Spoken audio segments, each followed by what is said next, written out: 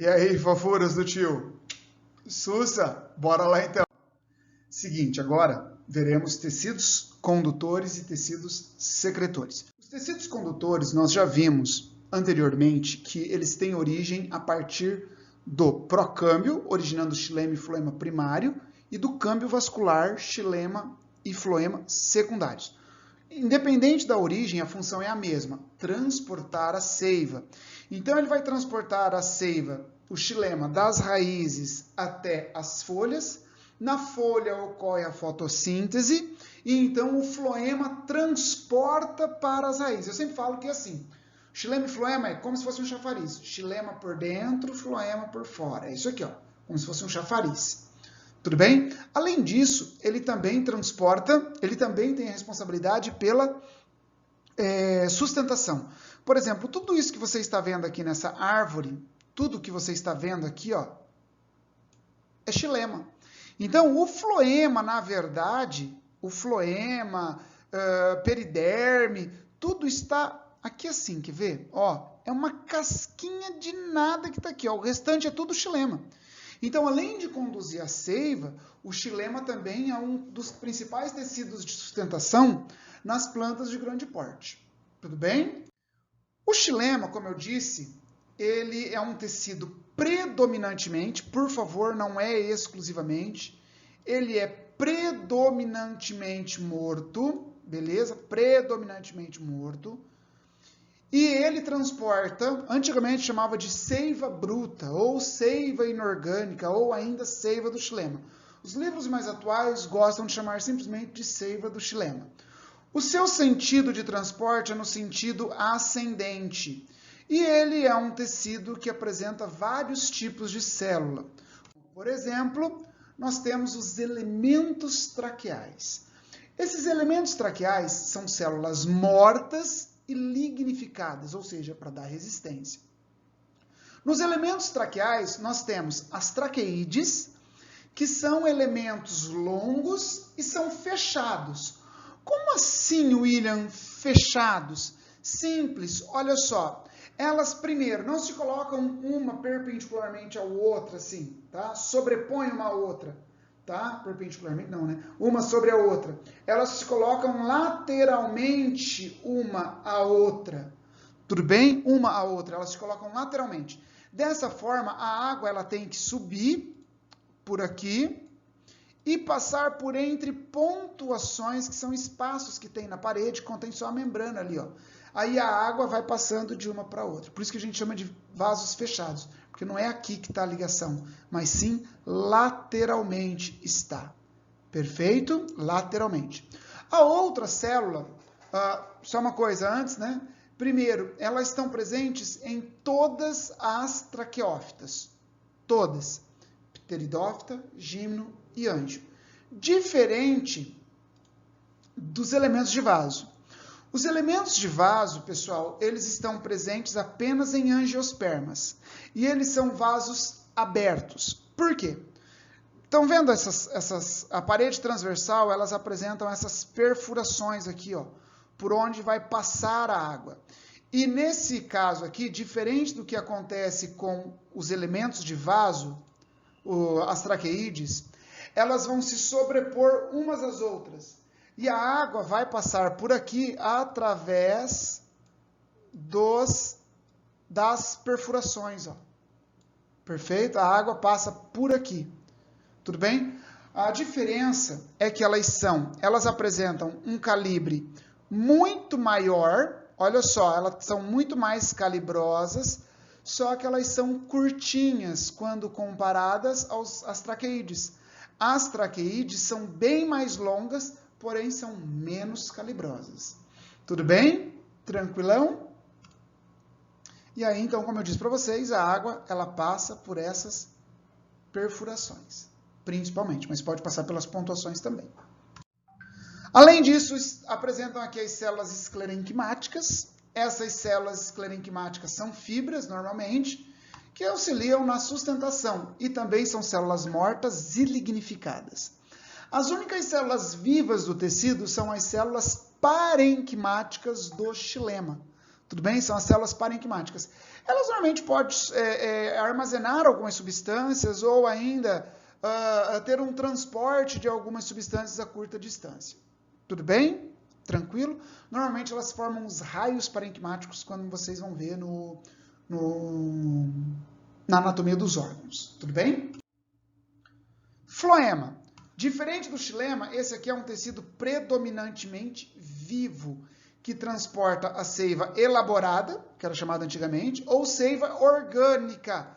Só que aí coloca seiva orgânica, né? Mas você tem que lembrar que ali também tem água, e água é inorgânico.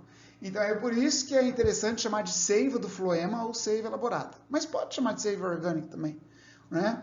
Mas tem que lembrar que a água é inorgânica. Joia? Aqui o transporte pode ser no sentido ascendente ou descendente, só que no mesmo vaso. Ou ele é ascendente ou ele é descendente. Tá? No mesmo vaso não tem sentido duplo, é um único sentido. Ou é para cima ou é para baixo. Tudo bem? Então, assim como o xilema, o floema também é formado por várias células. Por exemplo, nós temos aqui os elementos crivados. São células vivas, anucleadas e não lignificadas. Assim como as hemácias são anucleadas, aqui são células anucleadas. Tudo bem? E elas apresentam áreas crivadas. É isso que dá o nome às células. Área crivada e célula crivada. Perfeito?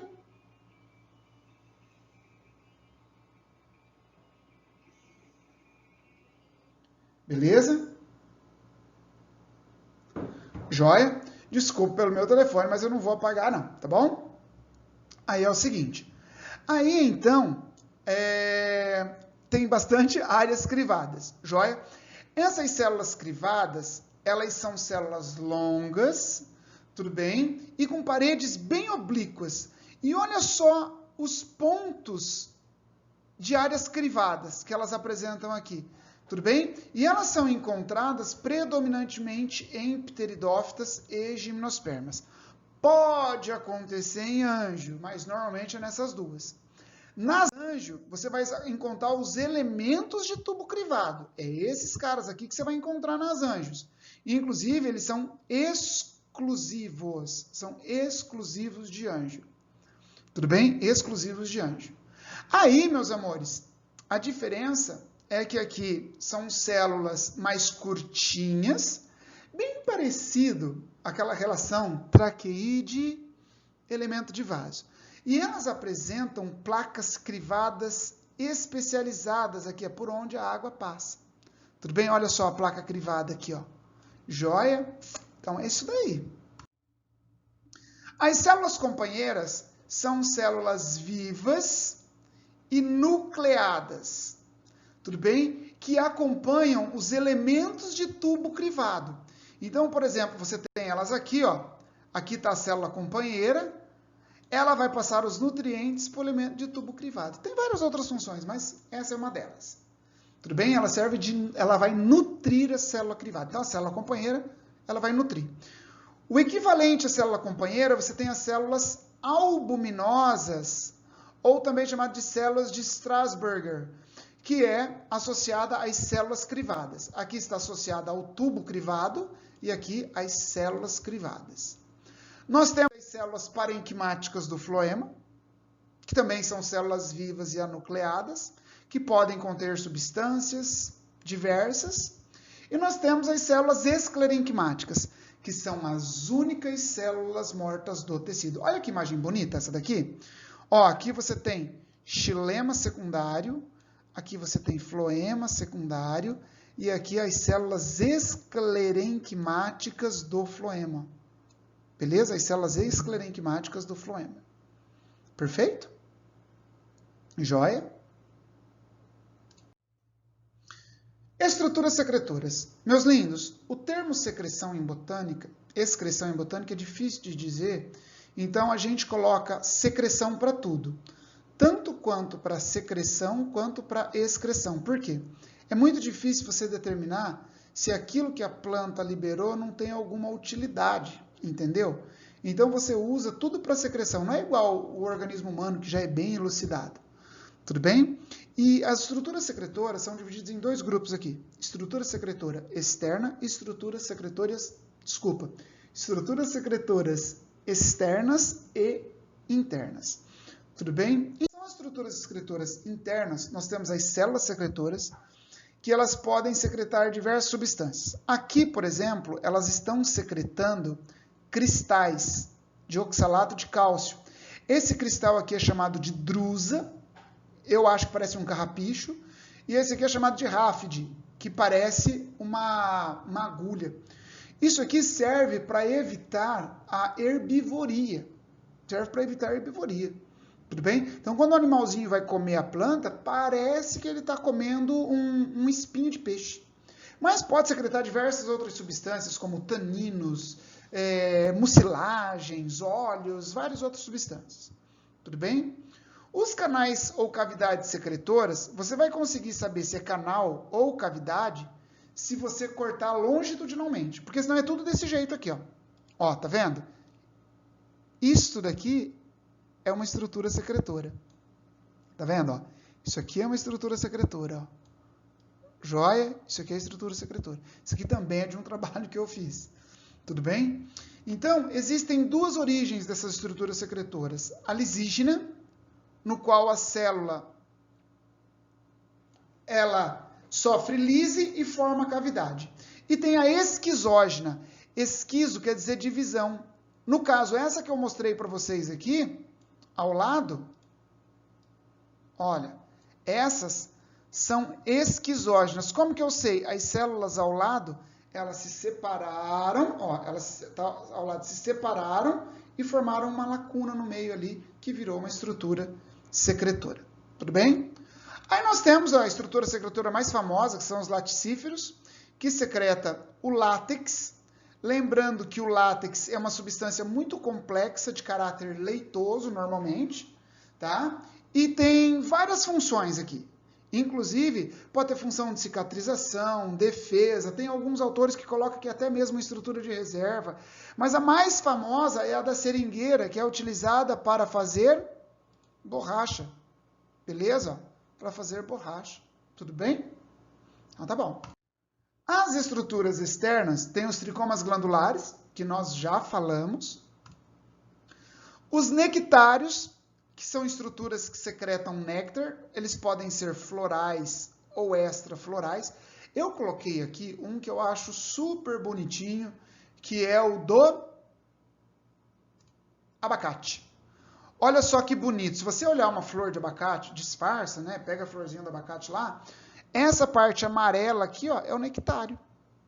Então, ele vai atrair agente polinizador. Isso aqui é nectário, ó. Essa partezinha amarela aqui. Tudo bem? É o nectário. Joia? Tudo bem? E aí, nós temos também... Aqui tem nectário extrafloral, que acontece no maracujá. Olha só, as formiguinhas se alimentando aqui no nectário, ó. Tá vendo? Joia? E, por fim, nós temos os hidatódios. Os hidatódios são estruturas no qual as plantas perdem água na forma líquida. A perda de água na forma líquida nós chamamos de sudação ou gutação. Tudo bem? E aí, lindezas, olha, presta atenção. Aqui tem a estrutura do hidatódio. Isso aqui é uma borda de folha, então é como se tivesse cortado esse pedacinho aqui, quer ver? Ó. Tirei essa pontinha aqui e dei um zoom aqui. Então, o hidatódio, ele é formado pelas traqueídes, que é um final da traqueíde. Ele é formado por um parênquima frouxo e aclorofilado chamado epítema. E pelo poro. Esse poro aqui nada mais é do que um estômato inativo. Então, em determinadas condições ambientais, a planta, ela para de transpirar e ela começa a perder água no estado líquido. E a perda de água no estado líquido nós chamamos de sudação ou gutação, que também será visto na fisiologia. Beleza?